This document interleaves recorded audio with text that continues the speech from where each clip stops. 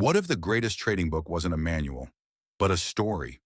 Today, we dive into Reminiscences of a Stock Operator, the semi-biographical tale of Jesse Livermore, the legendary speculator who made and lost fortunes multiple times. In the next 10 minutes, 5 timeless lessons will change the way trading is seen: risk, timing, psychology, and the power of doing nothing. Stay to the end for a one-page trading checklist distilled from the book.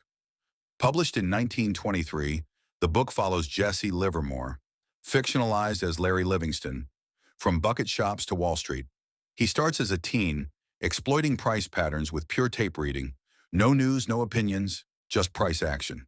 He wins, then gets overconfident, breaks his rules, and loses. He adapts.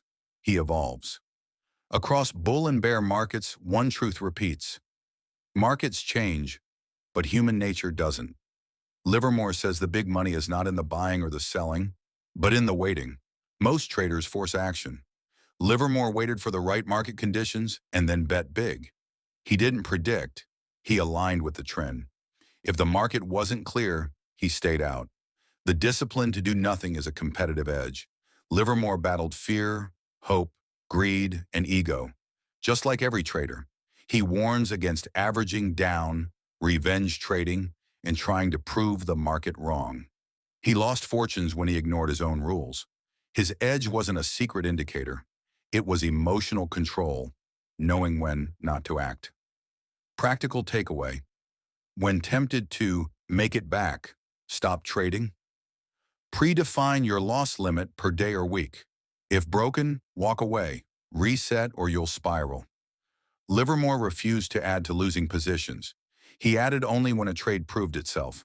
That's pyramiding into strength, scaling up as the trend confirms. It's the opposite of what most do. Cutting losers early and pressing winners turns a decent edge into exponential outcomes. Simple rule: if it moves against the entry beyond the invalidation point, exit. If it moves in favor and structure holds, consider adding with tightened risk. Livermore pre-decided exit points. He wasn't guessing mid-trade. Whether long or short, he used clear levels: price invalidation, not gut feel. He also sized positions, so a normal stop didn't threaten survival. One trade should never matter. Risk model example: 1% account risk per trade. Stop at technical invalidation.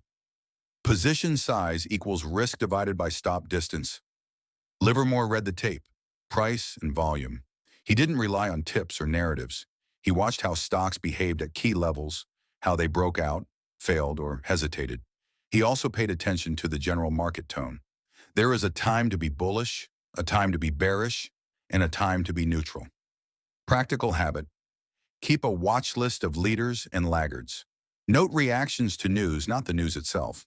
Track how breakouts behave across the market.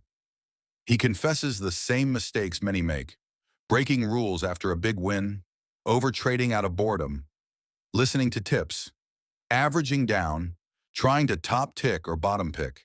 His honesty is the value of the book, because the market punishes the same errors today. Here's a one-page operating system inspired by the book. Market stance: trade only when there's a clear trend or clean setup. If conditions are choppy, stand aside. Entry: trade in the direction of the dominant move.